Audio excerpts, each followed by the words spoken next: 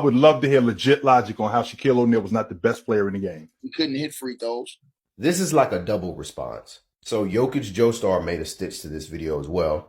Very insightful account, by the way. Go check them out. But to summarize, basically players' choices arguing how was Shaq not the best player during, I guess, his Lakers years, early 2000s, and did free throws affect that, or lack thereof of making them? Jokic Joestar mentions that teams built their rosters to kind of combat Shaq, meaning if they were to employ the hack a Shaq tactic, then you would intentionally get about 3 or 4 guys that were not very talented to get in foul trouble. Which I'll say to that is more so a fallacy, because I don't think or recall of teams intentionally getting 3 or 4 expendable guys like that. There were star players getting in foul trouble simply because of that tactic, or they just used their reserves.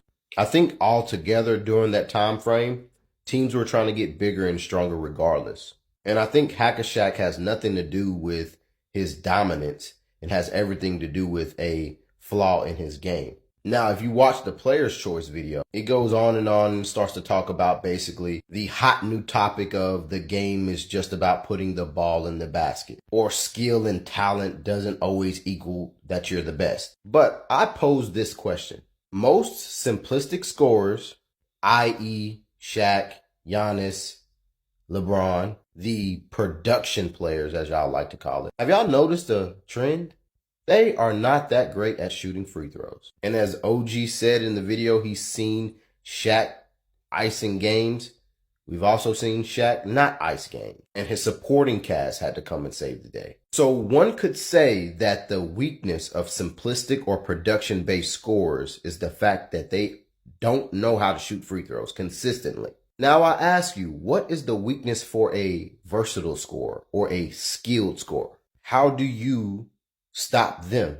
What is a tactic that slows down their game or gives the other team an advantage? Because what happens on this app, and it's very unfair, is we try to use black and white metrics to prove a very complicated point. If simplistic and production-based scorers are so much better than skilled scorers, or they always get the benefit of the doubt, or the one-up when compared versus a skill guy, I mean, what's the point? Fill your team with those type of players and win championships every single year, right? The fact of the matter is, across the mean or the average, yes, you want someone that can put that round ball in the basket, but once you start to face advanced defenses, it evens out. And versatile scorers are more adaptable. They have counters. They can score on all 3 levels. It's not simplistic versus versatile or production versus skill. They need each other.